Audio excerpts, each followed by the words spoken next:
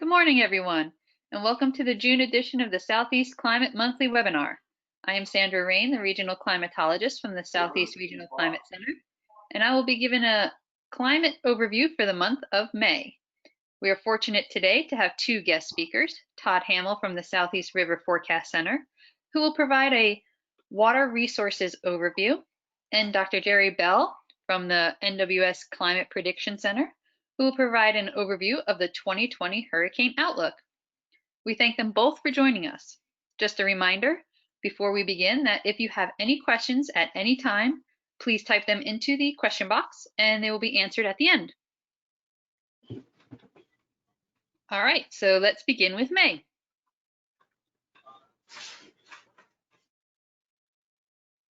Temperatures during May across the southeast range from below average in the northern part of the region to slightly above average in the southern part of the region.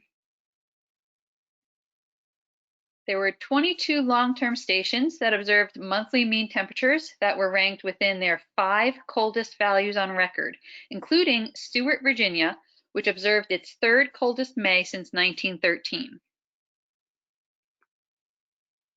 It was warmer in the Caribbean, however, with average temperatures in the 80s. And as a matter of fact, San Juan, Puerto Rico observed its warmest May on record. Precipitation varied throughout the region for May, with the driest locations across much of Alabama, Georgia, and the Florida Panhandle, whereas the wettest locations were found in eastern South Carolina, North Carolina, and western Virginia. 10 long-term stations observed their wettest May on record, including Roanoke, Virginia.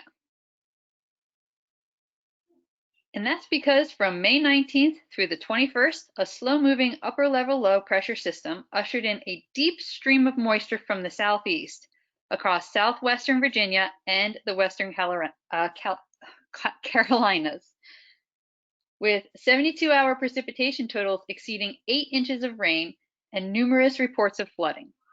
Roanoke observed its longest streak of 3 consecutive days with at least 2 inches of rain.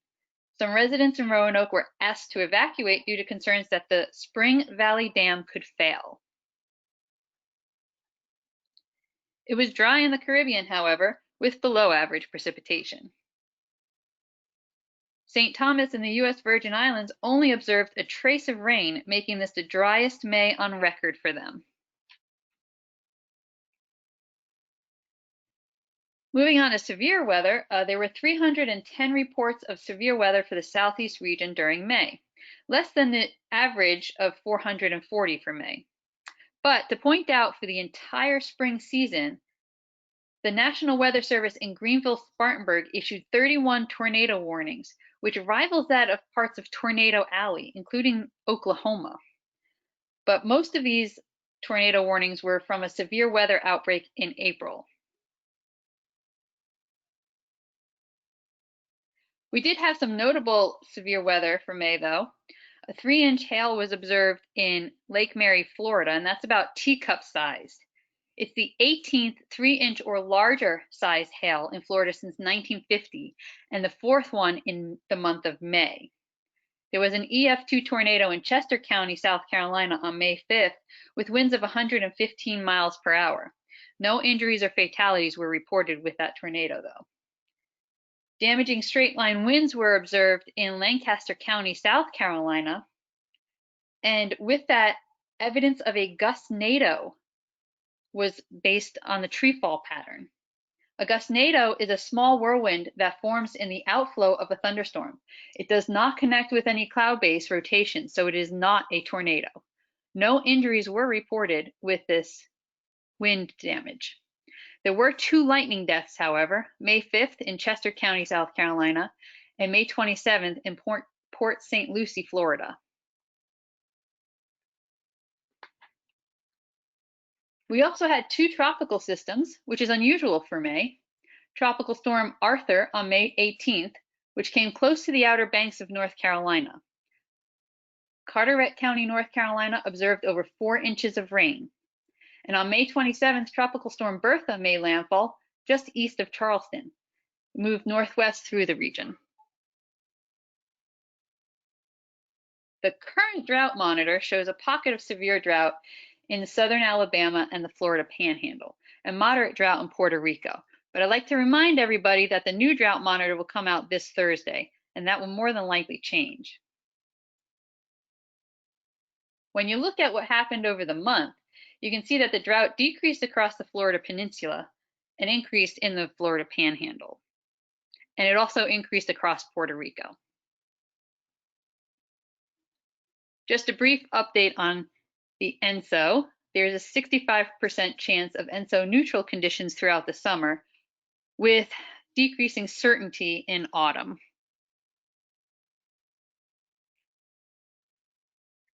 For our summer outlook, and I'd like to remind everybody that these are outlooks and they can definitely change.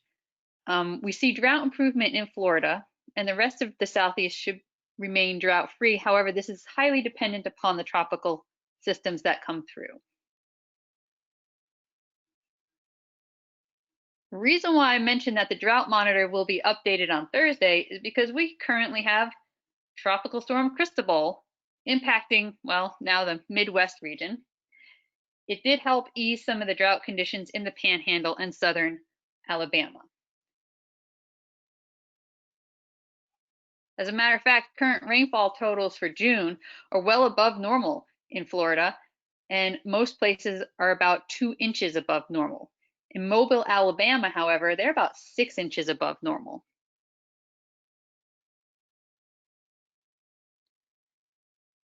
The summer outlook from the Climate Prediction Center for June, July, and August, we see warmer, above average temperatures for the summer and above average precipitation as well. But again, this is highly dependent upon whether we get tropical systems or not. So just to summarize, May temperatures, we were about cooler in the north and a little bit warmer in the south. For precipitation, it varied. We had below average precipitation for the Florida Panhandle and southern Alabama, but above average precipitation for Western Virginia, North Carolina, and Miami, Florida. In the Caribbean, we had above average temperatures with below average precipitation. Some notable storms included the Roanoke flooding, the 3-inch hail in Lake Mary, Florida, the EF2 and Gusnado in South Carolina, and the tropical storms of Arthur and Bertha. Current area of drought is in Puerto Rico, the Florida Panhandle, and southern Alabama, but Tropical Storm Cristobal should ease that drought a little in Florida and Alabama. And so neutral is favored for the summer, but it's less certain for the autumn. And summer continues to be warm and wet with drought improvement in Florida, and the rest of the Southeast should remain drought-free depending on the tropical season. Now I'll turn it over to Todd Hamill with the Southeast Water Resources Overview. Hey there. Well, this is Todd, and thank you to Jeff Dobur, who was in the office yesterday and put together a lot of these slides. So as opposed to just being May, what Sandra was talking about just a little bit ago, we're going the past 30 days, which ends yesterday. And so we obviously have a few differences with all the rain that happened during the day yesterday. But as you can see with the past 30-day rainfall, we have kind of 3 areas of rainfall that were fairly heavy. We have the area in North and South Carolina. We have the area in Florida, which it looks like our rainy season in Florida started pretty early this year. It ended up getting started a little bit early. We usually, it really doesn't kick into full gear until sometime in June, more in the south. So the south is a little closer to normal, but as we get a little further north, not quite as normal. And then we have our other area down in South Alabama and along the Florida Panhandle. If we go to the next slide, you'll see what the departures from normal are now. And as mentioned before, we have droughts in that area around Mobile, Alabama, and so forth. And typically they don't improve things by 2 categories. They're very reluctant to do that just because drought doesn't change all that much. But with the recent rains, it's very possible that we may see that change. And as you can see, for most of the Florida Peninsula and now the Florida Panhandle, we're above normal for the last 30 days. And the other area, again, that was above normal is in North Carolina and South Carolina and along that coast. The areas in North Georgia and Alabama, which had been wet all through the winter and into early spring, got a little bit of a break for the most part during this time, which they needed. We had a lot of water up in those areas, and so we had a bit of a break. And the other area that's been a little bit dry is in Virginia. There are some areas in Virginia and kind of that eastern Virginia area that have remained a little bit dry during this time and just haven't gotten all of the rainfall that some of these other places have. So they're in danger possibly of getting into a little bit of drought. So that's one area that we'll have to watch over the next month. Go ahead and go to the next slide. And so these are the 28-day average stream flows. On the left-hand side shows the 28-day average, which does show some lower stream flows in South Alabama and in the Florida Panhandle and in some spots in Alabama. In the Santa Fe Basin in Florida, it's still showing below normal. So we have a few areas in there that are showing below normal. But remember, this is the 28-day average, and we had a dry month for a lot of those places, and which is why we still have the drought in place there. And as opposed to what we have up in North Carolina, where we have some record high for that particular 28-day period, and then much above normal are the blues and the blacks. And on the right-hand side are just the real-time stream flows for Monday. So that's just a snapshot of what was going on yesterday. And you can see that Central Florida, all along the Gulf Coast, was above normal for that day. And again, we would expect that with all the rain from Tropical Storm Cristobal, which dropped a great deal of rain in some of those areas. But in the rest of the Southeast, we're either for the most part near normal or above normal over all of the Southeast. And this is good going into the summer, that we're at least wet going into the summer, because on a day-to-day basis, we have a deficit. And on a week-to-week basis, if we get normal rainfalls, we typically have a deficit, and our stream flows tend to go down. Now, that's true for most of the Southeast, just not Florida. Florida is our rainy season, our wet season, so we'll start to see more rain down there. But for the rest of the Southeast, we really start to see where we start drying out some, even when we get normal rainfalls. So normal stream flows start to creep down during the summer in a lot of the places from Mississippi all the way up into Virginia. So if we go to the next slide, and you'll see our current river conditions. Now this was as of yesterday, and a lot of the lingering flooding from the rainfalls we had during end of May and so forth are all heading towards the coast. So we're finally starting to see those waters moving from the mountains where we had all the extreme heavy rainfall up in Roanoke, and they're moving towards the coast. And we're finally getting close to being at the end of those floods. So over the next week to week and a half, you'll see all those minor floods will likely go away. The one that will probably be left over is the Conway Basin, or the Waccamaw Basin in Conway near Myrtle Beach. And that area, it'll take a while for that water in that flat area to get out of there. And then we've got new flooding. And so we've been dry enough in northern Florida and the Suwannee Basin that this rain that we're seeing is going to start to fill some of the underwater. So it's going to go underground. And so we're still kind of watching to see what some of those headwaters do. They got a great deal of rain, and in some cases they needed the rain.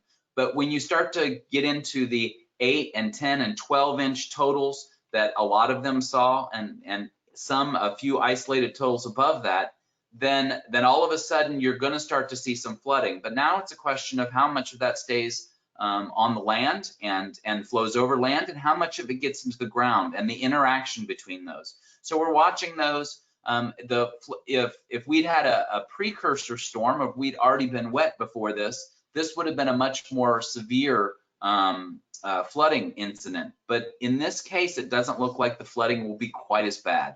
And only because we've been dry before it, and there's room for that water.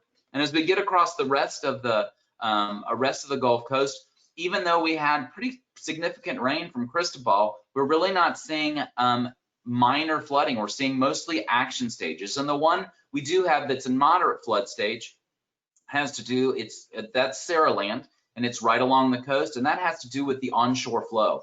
and they did have a great deal of rain in there, but it's a swampy area, and it was affected by Cristobal and water coming inland. So that should go down fairly quickly here over the next day or two as Cristobal moves out of the area and we start to get normal flow in those areas. So we are seeing some flooding in the area for this, and it's not normal for this time of year. In fact, I think if we go to our next slide, we talk about our climatology. And so when we start to talk about our climatology, we would typically, by this time of year, start to see for most of the Southeast that things are starting to wind down. The peak of our flood season, we usually look about the middle to end of March, and that's where you see that weeks between weeks 9 and 11. That's where we typically do. Now, one of the things that I'll mention is that Jeff's done a lot of this work and a lot of the climatology work, and he's done this through 2016.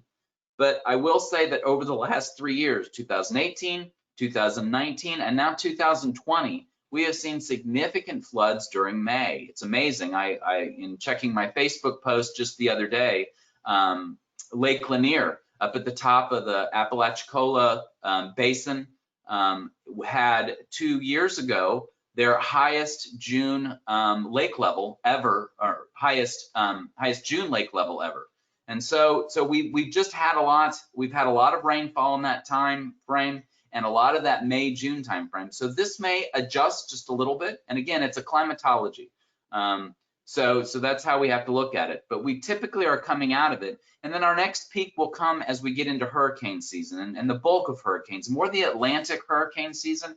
As things start to develop through the Atlantic and head this way, that's when we look for more flooding potentially during that time. And you know, as opposed to last year, it's either feast or famine when we get into hurricane season and the August, September, October timeframe. Either it's very dry, or it seems to be very dry, and we don't have very much tropical weather, or it's the other way around. Quite often when we do get that rain, we get significant rain, which is why we see that. So as we get into that part of the year, it's a little bit different. But for right now, this is supposed to be our quiet time of year. Now, this isn't true for Florida. Florida is more wet during this time of year. We're transitioning to the wet season down there, but for the rest of the Southeast, it gets a little bit quieter. So if we go to the next one, and we'll start talking about the Southeast tropical storms in the Atlantic Basin. And this looks back from 1965 to 2019. And all the red that you see there are all the Atlantic Basin storms over those last many years. As you take one step forward in front of that with the blue, and those are the Southeast storms. So those are the ones that affected the Southeast, as opposed to maybe ones that stayed in the Atlantic, went across the Gulf and affected Texas or Mexico and so forth. The blue ones show the ones that affected the Southeast, and then the green, which is on the very front, shows the Southeast with significant rainfall and river flooding from those storms. And so you'll see that in the last few years, 2016, 2017, and 2018 saw a significant number of storms that came into the Southeast and affected the Southeast, bringing a good deal of rain. Last year, we ended up being very dry, in fact, extraordinarily dry for that time of year, and hot.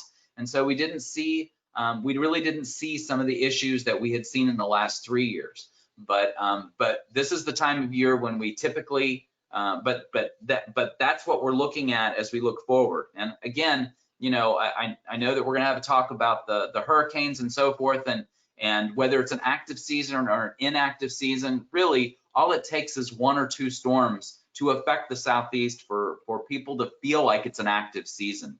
If we have 20 storms and they all stay on in the Atlantic, then it was an active season, but it didn't affect us. So even though we could have an active season, like I said, we'll learn more about that in a little bit. We still have to be very careful about how we prepare for the hurricane season, especially with respect to flooding. So let's go ahead and go to the next slide. And so the percent of the total Atlantic storms that affect the Southeast, that's 23%. And the percent of total Atlantic storms that affect the Southeast and produce significant rainfall is about 11%. So not a very huge total, However, the percent of that, the southeast storms that produce significant rain is 46%. So if we do get something to come in, over half of those tend to produce some sort of flooding in the southeast. So let's go ahead and move on. So what's our forecast? Well, right now, for North and South Carolina, we've come into it very wet, and we still remain wet. And so for the June, July, August time frames, we're near to above normal. And again, as mentioned by Sandra before, there's at least some impact from the hurricane season that will affect that. I know that even so, we can still get fronts through here. We can still get stalled fronts. So sometimes it can be from frontal systems and so forth. But a lot of times, especially as we get later into the season and so forth, especially in August and September, the hurricane season has a lot of impact on how wet we'll be. As to Florida, our wet season has started early, and it looks to continue to stay very wet. Fortunately, Lake Okeechobee down in South Florida is a little bit lower to begin this season. So that helps with that even though they've been above normal in rainfall. But right now they're wetter than normal, and it does look to stay active. As for Alabama and Georgia and Mississippi, they've had a bit of a break since all their flooding during the winter, and they've dried out a little bit. So that should help them be able to handle some of the rainfall with the hot temperature. We haven't been hot yet, but as we start to get more hot temperatures during June and July, things will start to dry out, and it will take a lot more rain to produce flooding in those areas. So we will need some significant rain. So let's go ahead and go to the next slide. And I'll show this quickly. You've already seen it, but this is the drought monitor, and it will likely change over as we look on Thursday. So expect to see a lot of that yellow gone, a lot of that brown being gone, and hopefully in the next 1 to 2, maybe 3 weeks, it will be completely erased out of the southeast. We'll just have to watch that closely. So next slide. And so the bottom line, stream flows remain above normal across the Carolinas, and now it is doing it in Florida. Yesterday, it was hard to tell how much we would have and everything else, but it does look like they're going to stay above normal. And that stream flow forecast for above normal for the Carolinas and Florida. And that's just with the existing conditions and the potential tropical threat this year. But drought always remains a possibility, but it does not look likely right now. It looks like we're in a pattern now where we're staying wet, at least for the early part of the summer. And so drought is not something that we're as concerned about now that we're getting ready to come out of it and things are improving. And I think that's it for me.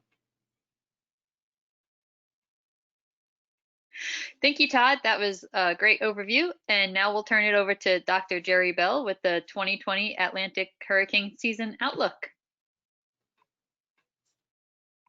Good morning, and can you see my screen?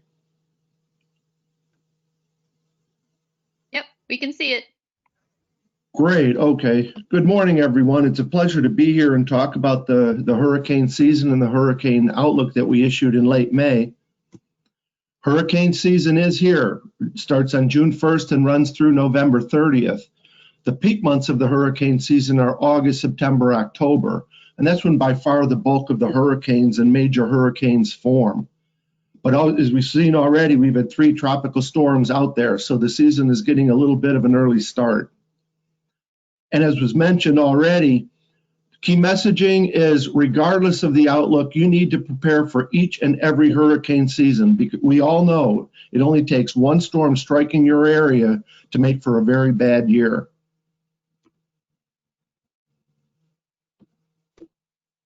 So the outlook for this year, an above normal season is likely. We're indicating a 60% chance of an above normal season. Only a 10% chance that the season will be below normal. Above normal season means a lot of activity. We're expecting 13 to 19 named storms. As I mentioned, we've had 3 already. Of those, we expect 6 to 10 to become hurricanes, And of those, we expect 3 to 6 to become major hurricanes. So you can see that those ranges are centered well above the longer-term averages of 12 named storms, 6 hurricanes, and 3 major hurricanes. Now, keep in mind, this outlook is going to be updated in early August, and we update it then because that does coincide with the onset of the peak months of the season, and that's when we have the best ability to predict what those 3 months are going to bring. If this year is above normal, it'll set a record for 5 consecutive above normal seasons. The last 4 seasons have been above normal. This would make 5. But remember, this outlook is for the overall seasonal activity. It's not a hurricane landfall forecast. And the reason is that how many storms make land, how strong they are when they strike, how much damage they do, things like that, that all depends on the weather patterns that are in place at the time the storm is approaching. And those weather patterns just are not predictable on seasonal timescales, and certainly not this far in advance. So to put this outlook in perspective, I'm showing a slide. This is the historical number of major hurricanes. That's those categories 3, 4, and 5 hurricanes for each season back to 1950. And on the right is a 2020 outlook. Again, 3 to 6 major hurricanes. You can see that that number is that range that we're predicting is very comparable to many of these active seasons we've seen since 1995. In fact, we've been in a high activity era since 1995. We've averaged almost 3.5 major hurricanes a year since that time. There's no indication that we're out of this high activity era. And in fact, this is one of the factors that why we think this will be yet another above normal season. We had a similar climate patterns and similar high activity era back in the 1950s and 60s. There we averaged about 3 major hurricanes per season. And then we went into a low activity era from 1971 to 94. The number of major hurricanes were cut in half. And if you look how dramatic that is, there were only 4 years that had a maximum of 3 major hurricanes. Look, prior to that and after that, many, many years have had 3 or more major hurricanes. So again, we remain in this high activity era. With these high activity eras, we're seeing about double the number of major hurricanes and about 40% more hurricanes as well. Historically, if you look back into the 1800s, these high and low activity eras last about 25 to 40 years. We're 25 years now into a high activity era. There's no indication that it's ended. And we really cannot predict when it will end. Well, we also see not only are there more storms during high activity eras, but we have more landfalling hurricanes in the United States. Just in the last few years, I'm indicating some big ones: Hurricane Michael in Florida, Florence, tremendous flooding in the Carolinas, Harvey, tremendous flooding in Texas, Irma struck Florida. And also just outside of us, major Hurricane Dorian last year devastated Abacos Island and Grand Bahama Island. And then just a couple of years ago, remember Maria just pulverized Puerto Rico. So if you look overall now, this is just at the continental United States. I'm showing the average number of hurricane landfalls per season on the left here for the U.S. as a whole. The blue shows the average number for high activity eras, and the red shows the average for low activity eras. And you see that there's about a 37% increase. Again, more landfalling hurricanes. The biggest percentage increase is along the Atlantic coast, where there's about an 85% increase during high activity eras. The Gulf Coast, there's only about a 10% increase. And that's because hurricanes, the hurricanes that strike the Gulf Coast aren't so much a function of high or low activity era. We also see about a doubling of seasons with multiple landfalling hurricanes, and that would be 2 or more. So say, as an example, one storm strikes the Atlantic coast and one storm strikes the Gulf Coast. That would be multiple landfalling hurricanes. During high activity eras, we see multiple landfalls about every other year compared to about every 4th year. So these numbers are really striking. This year, we're looking at possibly reinforcing factors for the hurricane season. The first factor is the Atlantic multi-decadal oscillation, the warm phase, and that's the schematic I'm showing here. This is the climate pattern that produces the high activity areas that we saw in the 50s and 60s, and it's also been in place since 1995. It's associated with warmer waters in what's called the Atlantic Main Development Region. That yellow box, that's the core area for determining whether it's going to be an active season or a less active season. This warm phase of the AMO is also associated with a stronger and wetter West African monsoon. And what that does is it sets up an entire interrelated set of wind and pressure patterns that make it much more conducive for tropical easterly waves or African easterly waves as they move westward from Africa. It makes much more easy for them to strengthen into hurricanes and major hurricanes, especially as they're moving over progressively warmer water and progressively weaker wind shear. Now, the other factor that we typically look at as far as the hurricane season strength is the El Niño La Niña cycle, or ENSO. That's mainly associated with year-to-year changes in Atlantic hurricane activity. This year, there's the potential for, right now we're in neutral conditions, there's the potential for La Niña. La Niña refers to the situation when it's cooler and drier than average conditions across the eastern half of the equatorial Pacific Ocean. What that does is it affects the tropical convection patterns and winds in such a way that it acts to weaken the wind shear across the tropical Atlantic. The combination of La Niña and a high activity era, if that happens, then we would certainly see activity near the higher ends of our predicted ranges. So expect above normal season because of the ongoing high activity era and warm phase of the AMO. But there's two scenarios that our outlook is reflecting. One is continued ENSO neutral conditions. If that's the case, there's nothing to suppress the high activity era conditions. There's no El Nino to suppress those conditions. If La Niña does develop, that would reinforce the warm AMO conditions, as I mentioned, and certainly possibly produce activity near the upper end of the predicted ranges. So if we just look at some of the conditions we're seeing now, this is over the last month, the average sea surface temperature anomalies. And I'm indicating the green box on the right, that's the main development region, and we are seeing warmer than average conditions. If you look during March, April, and May, temperatures for the area as a whole were about 0.5 degrees C above average, and that's certainly quite warm. We're also seeing cooler than average sea surface temperatures across the eastern half of the equatorial Pacific, but right now it's ENSO neutral conditions. The waters are about 0.4 degrees C above average. They still need to cool down more to get us into a La Niña.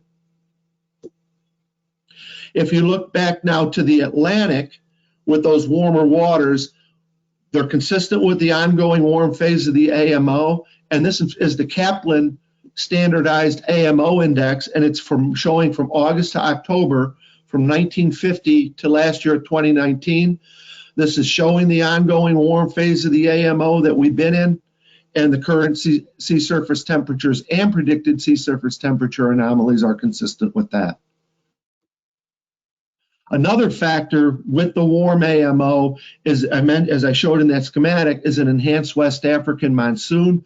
Typically, we see an early start to that monsoon. The peak monsoon is July, August, September, but we already start seeing the monsoon circulation starting to set up from mid-May and into June, especially when it's going to be active. So this is a map of the 200 millibar velocity potential and divergent wind vectors. So what we're looking at, the green shading here over the heart of the West African monsoon region, is indicating an early start to the West African monsoon.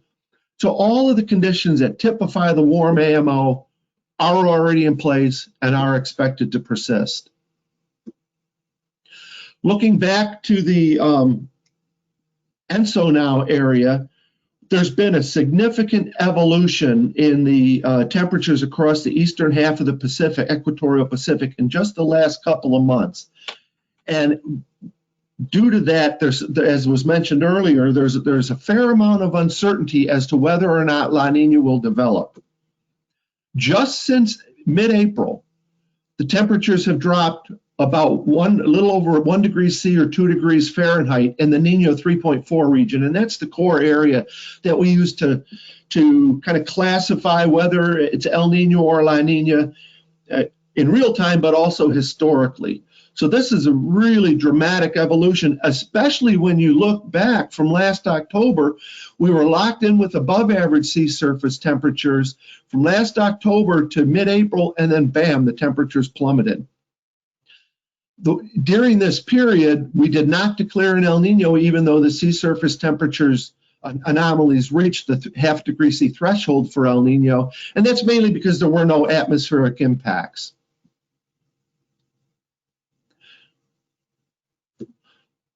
This is the CPC probabilistic ENSO forecast that was issued in May. This is going to be updated on Thursday, and I'm showing the green bars as the probability of ENSO neutral. Blue bars show the probability of La Nina. Red bars show the probability of El Nino. So if you look for the peak months of the hurricane season, which is August, September, October, there's about a 50% chance of neutral, about a 40% chance of La Nina, and only a 10% chance of El Nino. So again, there's no real chance to interpret this, no real chance that El Nino is going to develop and suppress the hurricane season. So again, these types of forecasts issued at this time of the year can have low skill. They're issued with limited confidence, especially when you have a rapid transition period like we've been just in the last 30 to 45 days. Looking at the model predictions for the sea surface temperature anomalies going forward, these are the predictions from the CFS on the left and the North American Multi-Model Ensemble on the right. Just highlighting the difference in the forecast, both of these sets of models are predicting cooler than average temperatures across the eastern half of the equatorial Pacific. This climate forecast system is predicting enough warmth to be La Nina. The NMME is predicting neutral. And so that's the types of things we're looking at when we're making the outlook. Both models are predicting well above average temperatures in the main development region. So again, if we get this combination of La Nina and the warm AMO, that even further increases the probability of an above normal season. Either way, we're looking at a high likelihood of an above normal season. So to look at some of the impacts of some of these storms, we have had a lot of storms threatening the U.S. And the thing is, when they form in that main development region, the storms typically track westward. One set of tracks takes you through the Caribbean Sea and up through the Gulf, possibly. Another set of tracks, they recurve out to sea. But when you have these stronger hurricane seasons and high activity eras, more of the storms move closer to the U.S., more storms strike the U.S., and even if they don't, there's that increased threat because they're tracking to the U.S. This is Major Hurricane Dorian last year in the Bahamas with 155-mile-an-hour winds. As I already mentioned, tremendous devastation in Grand Bahama Island and Abacos Island. It had a massive storm surge over 20 feet. That's like looking up to a second-story roof in your house. 45% of the homes were severely damaged or destroyed. And now I'm showing at the top again, while it was making landfall in Grand Bahama Islands, there was only 90 miles distance between the eye and the west coast of Florida. Obviously, you need to prepare for this situation because you cannot predict with high confidence, 2 weeks in advance, whether Dorian is going to recurve off to the Carolinas, which is what it actually did, or maybe slide a little bit further east and stall over Florida instead of stalling over the Grand Bahama Islands. That's how close we are with some of these storms, even if they don't strike. This is Major Hurricane Harvey in Texas in 2017. This was another slow-moving storm, made landfall as a Category 4 major hurricane. Harvey stalled in Texas, it had a big storm surge, but the main storm surge impacts were right along the very near coast. But it did produce catastrophic flooding with 30 to 60 inches of rain. Almost 160,000 homes were flooded from this storm. And this highlights that the storms are not just near coastal events, but they can affect people well inland from where the storm makes landfall. So as far as what you need to do for the hurricane season, make sure you've got your hurricane preparedness plan in place. It needs to reflect your personal situation and vulnerabilities, such as kids, pets, elderly people, how many people in the family, and so on. But it also needs to reflect the storm conditions that you might expect for your area. One of the biggest impacts we have as far as pure devastation is the storm surge. You need to know if you're in a storm surge area. The storm surge is literally the ocean coming on shore. When the storm surge comes on shore, it destroys everything. And this is a picture of Bolivar Peninsula after Hurricane Ike in 2008 in Texas. If you're in a storm surge area, you need to be ready to evacuate. Maybe your biggest impact is from inland flooding. And that's how a lot of people off the immediate coast, that is going to be your biggest impact. But as we've seen with many of these slow-moving storms, even slow-moving tropical storms, they can produce tremendous rainfall totals, 10, 15, 20, 30 inches of rain along their path. You may wind up with no power for a week or more. So you need to have your plans ready to withstand that flooding. Maybe its biggest impacts, your biggest impacts are from devastating winds, down trees and power lines. Maybe it's from the tornadoes that can get embedded in these strong storms. Maybe you're more concerned with near coastal impacts with rip currents or strong waves. Strong and battering waves can destroy boats, docks, retaining walls, and so on, even if the storm doesn't make shore, and oftentimes well out ahead before the storm makes shore. So the bottom line in all this is that you are your first line of defense if a hurricane strikes, not the government. You are. We're expecting an above normal season this year. Could be the 5th in a row. 13 to 19 named storms, 6 to 10 hurricanes, 3 to 6 major hurricanes. That's a lot of activity. What does that mean to you? It means you need to prepare for every hurricane season regardless of these numbers. And there's a couple of great websites out there to help you prepare. Ready.gov and hurricanes.gov. These are really excellent sites for helping you walk through the different ways storms can impact you and the different things, common sense things that you can think about now so that you are ready if a storm threatens. It only takes one, so get ready now and be ready to take action. And I'll end it there. Thank you very much.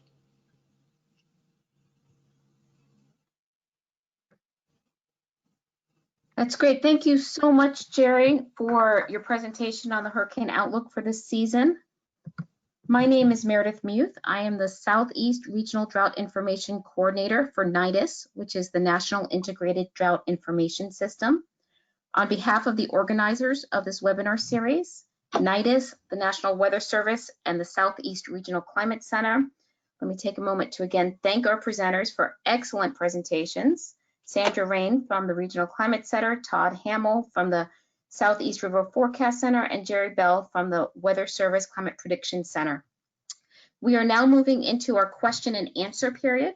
Please put your questions in the question box. In addition to the panelists that have joined us today, we also have some additional regional experts on hand to answer questions you may have about climate in the Southeast region. Before we begin answering those questions, a few quick reminders. Our next webinar will be July 14th. I have a link here for where you can register for this webinar as well as future ones in the Southeast Climate Webinar Series. Next month, we will focus on the heat season and some products and tools that would be useful.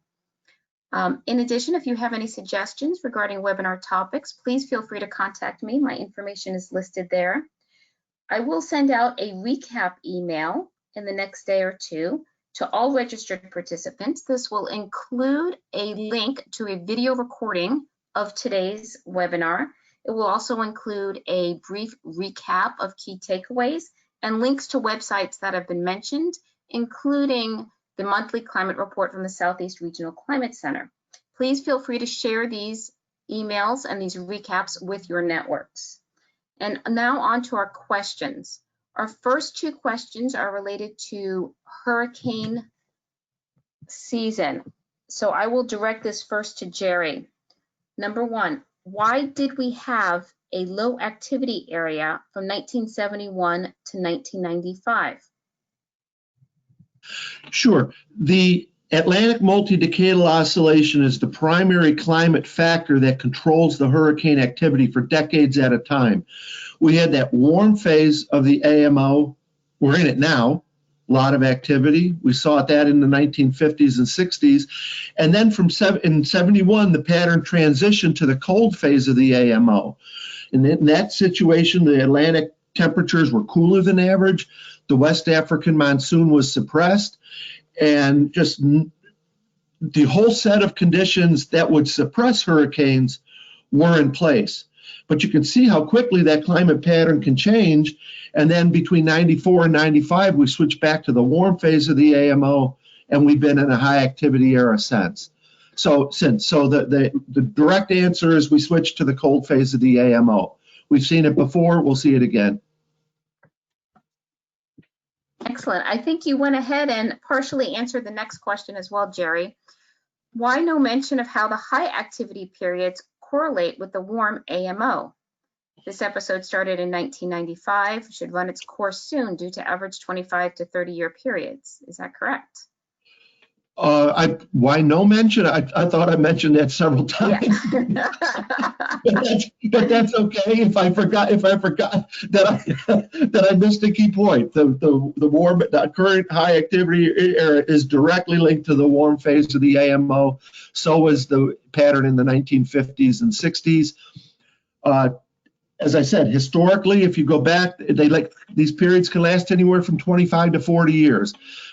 We're 25 years into this high activity period now. Eventually it's going to fade, but when it does, I can't predict that, because what we see is again, sometimes very rapid transitions in that climate pattern. Excellent. Thank you, Gerry. A question on if this will be recorded for future use. Yes, it will be included, and the YouTube link will be sent out in the next couple of days. The next is more of a comment, but this might be, perhaps I'll direct this to the River Forecast Center as it's related to reservoirs. Great presentation. Be mindful we had no rain for 37 days last summer and reservoirs dropped quickly. And in Georgia, many counties were in level 1 and several in level 2. So again, this is a question, just not a question per se, but just a comment that there's been a recent lack of rainfall in Georgia. Yeah, and last year, we talked about this as a flash drought at the time, that August and September and even into early October, we had the extreme heat and very dry conditions. And that is still a possibility, regardless of our forecasts and regardless of our hurricane season and so forth, just because of the way the weather pattern sets up for that particular time. So it is something that that's why we try to do these things monthly. That's why we don't wait another 3 months to do these. We look at these things on a regular basis so that we can continue to update you and show those changes where we might get that. Excellent, thank you. Meredith, this is David Zierden. I'd also like to add to that it was the tracks of both Hurricane Dorian and then followed by Hurricane Umberto that led to upstream ridging and the amplification of the upstream ridge, and also subsidence around the periphery of these strong storms that was a contributor to the flash drought last year. And we saw the same kind of setup with Hurricane Matthew in 2016. So an active season does not always mean plentiful rainfall. It just depends on the tracks of these storms. Thank you. That was David Zierden, the Florida State climatologist. Another question for Gerry. Let's see, Gerry, as you said about the Bahamas 2019 storm, in which storms were just 90 miles away from the border or coast, but we didn't know the moving pattern of the storm. Can there be any prediction method of moving storms? Absolutely, there is. Sometimes there's a lot of predictability. The tropical storm Cristobal that just happened was predicted to strike Louisiana by the Hurricane Center even many days before it struck. So sometimes these storms are in a nice, well-defined steering current, and there's a lot of predictability. Other times they're not. And that's when you have a very slow-moving storm or a stalled storm, which is what we saw with Dorian last year. In that case, there's virtually no steering current, and you basically just have to wait to see how things evolve, how the weather patterns evolve, before you can predict when it's going to be picked up by the jet stream or how it's going to be picked up. So there is a lot of predictability, but it can be very dependent on the storm environment itself. Okay, thank you, Gerry. And I believe that's our last question, unless anybody else would like to input another question. I don't see anything. And with that, I would again like to thank our wonderful presenters and wish you all a very safe hurricane season. And we look forward to having you join us next month for our Southeast Climate webinar series. Thank you again. Have a great day.